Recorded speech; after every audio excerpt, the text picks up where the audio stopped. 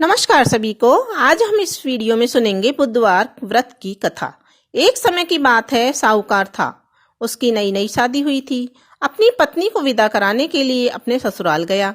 कुछ दिन वहां रहने के उपरांत उसने सास ससुर से अपनी पत्नी को विदा करने के लिए कहा, किंतु सास ससुर तथा अन्य संबंधियों ने कहा, बेटा आज बुधवार है, बुधवार को किसी भी शुभ कार्य के लिए यात्रा नहीं करते हैं।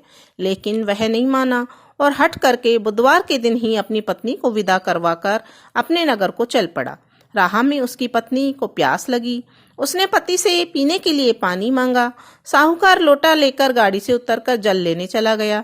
जब वह जल लेकर वापस आया तो बुरी तरह से हैरान हो उठा, क्योंकि उसकी पत्नी के पास उसकी ही शक्ल सूरत का एक दूसरा व्यक्ति बैठा था। पत्नी भी अपने पति को देखकर हैरान रह गई। वह दोनों में कोई अंतर नहीं कर पाई। साहूकार ने पास बैठे शख्स से पूछा, तुम कौन हो और मेरी पत्नी के पास क्यों बैठे हो? उसकी बात सुनकर उस व्यक्ति ने कहा, अरे भाई, यह मेरी पत्नी है। मैं अपनी पत्नी को ससुराल से विदा करा कर लाया हूँ, लेकिन तुम कौन हो जो मुझसे ऐसा प्रश्न कर रहे हो? दोनों आपस में झगड़ने लगे। तभी राज्य के सिपाही आ गए और उन्होंने साहूकार को पकड़ लिया और स्त्री से पूछा, तुम्हारा असली पति कौन है? उसकी पत्नी चुप रही, क्योंकि दोनों को देखकर वह खुद हैरान थी कि वह किसे अपना पति कहे। साहूकार ईश्वर से प्रार्थना करते हुए बोला, हे भगवान, ये क्या लीला है?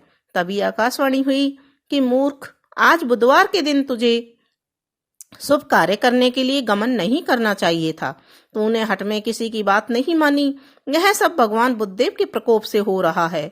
साहूकार ने भगवान बुद्धदेव से प्रार्थना की और अपनी गलती के लिए क्षमा याचना की। तब मनुष्य के रूप में आए बुद्ध देवता अंतर्ध्यान हो गए और वह अपनी स्त्री को लेकर घर आ गया। इसके पश्चात पति पत्नी नियमित रूप से बुधवार का व्रत करने लगे।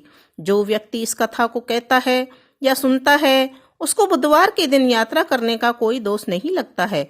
उसे सभी प्रकार के सुखों की प्राप्ति होती है।